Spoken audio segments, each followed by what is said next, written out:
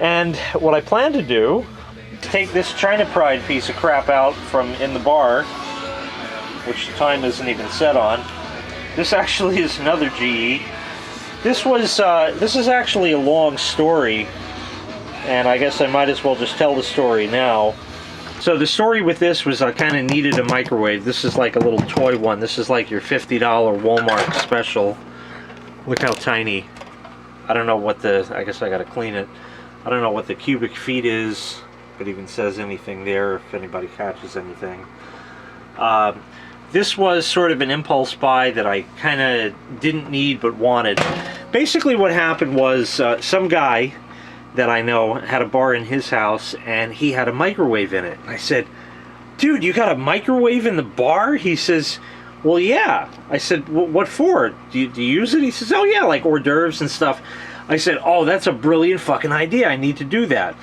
Well, now started the microwave story. We had a microwave, I even forget, I think it was a Sharp Carousel 700 watt microwave in our apartment.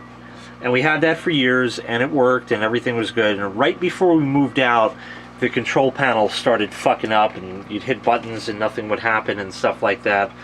So I opened it up, I cleaned the contacts on it, and it worked. Great, put it back together.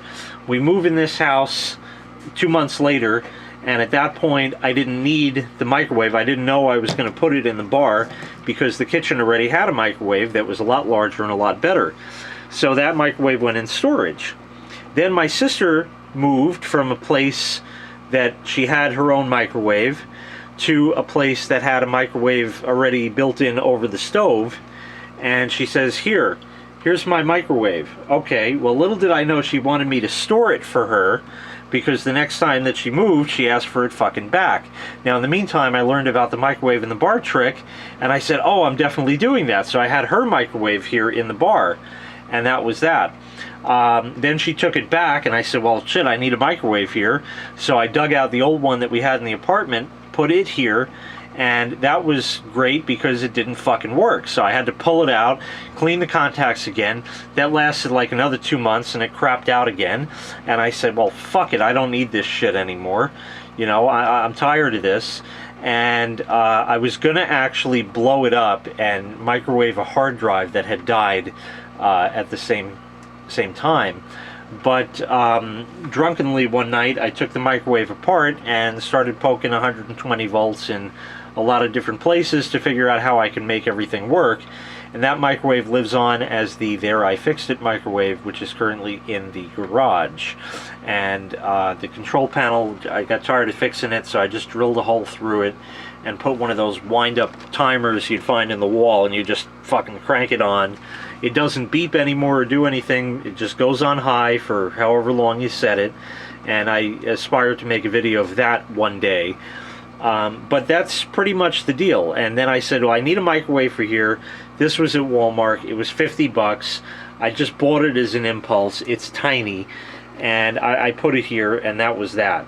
And that's where the microwave in the bar story came from. But this microwave has always just been really small. Even just putting a plate in here, it takes up like the entire microwave. It works. There's absolutely nothing wrong with it. It's slow. This is only a 600 watt oven, so it's, you know, it does its thing. I'll give it a quick run up for you. The glass of water in there, I put cold water in it. 2 minutes.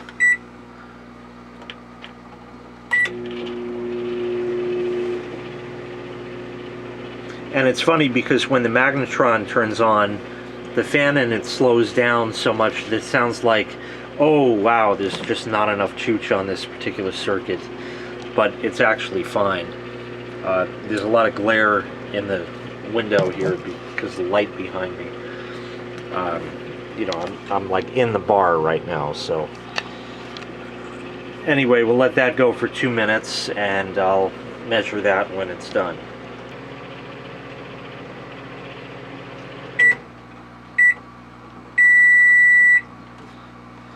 And that's that. Now if we open it and take out the water, it is actually hot. And whoopsies. There we go. I'll put it there, and I have a temperature thing here, and we'll see what this reads. Now the results may surprise you, because it may go up to around a similar temperature even though it's using half the wattage. Well, not even. It felt really hot, and it only made it to what, maybe 130 it'll top out at, 125, somewhere in there.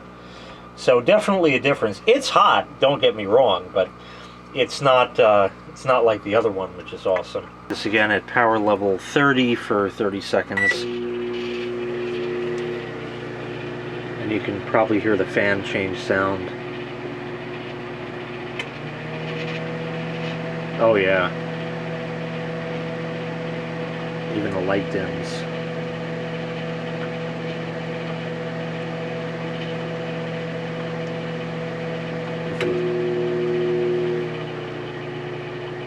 So it really drags itself down.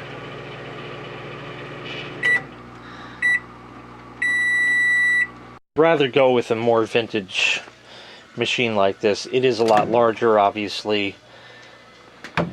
You know, it's not as polished as newer machines and that. It has the same thing where you can do the time cook and put in different temperatures and stuff like that. Like I showed you the different power levels and times and stuff like that.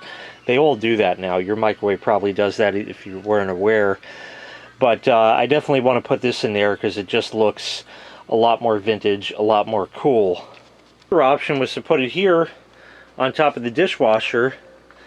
And I thought, oh yeah, that would be kind of cool, but I really like this microwave. This is a Panasonic 1300 watt.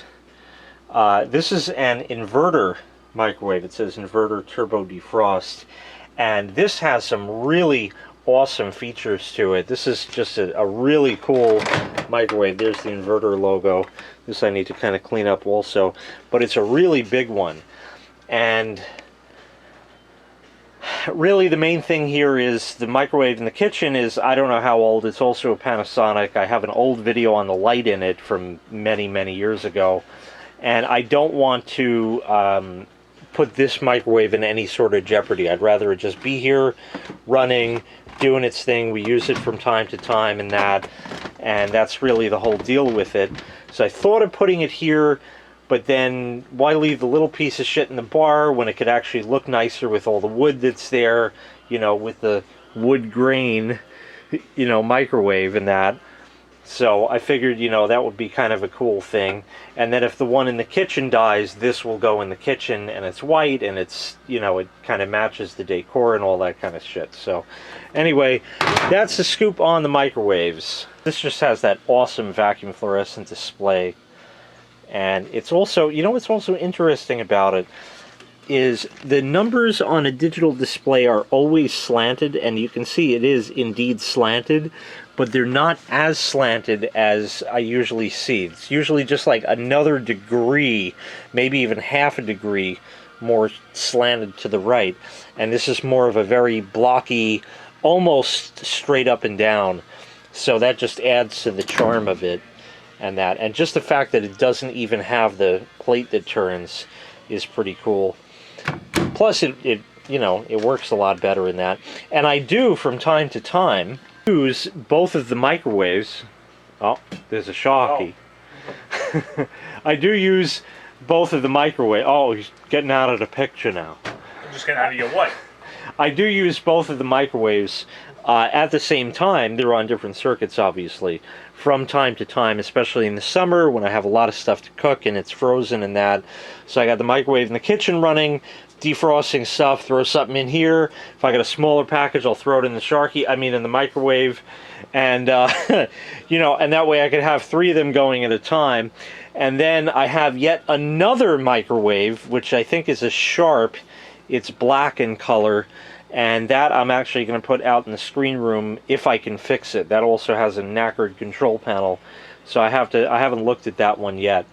But yeah, I have like a plethora of fucking microwaves. And really what I should do is the microwave, the There I Fixed It microwave in the garage, I really ought to just you know, get rid of it already, or have that as the let's blow shit up microwave, and put the one in the Sharky in the garage instead, because it's an actual real microwave that works, you know, with the buttons and all that. But anyway, that's the deal. So I have 1, 2, 3, 4, 5 microwaves now, something like that. Yeah, so always good to have backups, you know, backup fridge here, there's a backup fridge over here, there's the backup oldie cooler fridge over here that's running, and you know, I have that, plus of course the main fridge in the kitchen, and then of course the big freezer, which I can't get into at the moment because of all the stuff that's on it. So always good to have backups, you know. 2 washing machines, because you just never know. 2 dryers, because you just never know. 2 dishwashers, because you just never know. 2 toasters, because you just never know. 2 timers, because you just never... Well, anyway, that doesn't make a difference. So that's the deal on the microwaves. This again was the GE SpaceMaker 2 microwave from 1987. Thank you for watching. Make sure you click like, make sure you click subscribe, and dinner is served.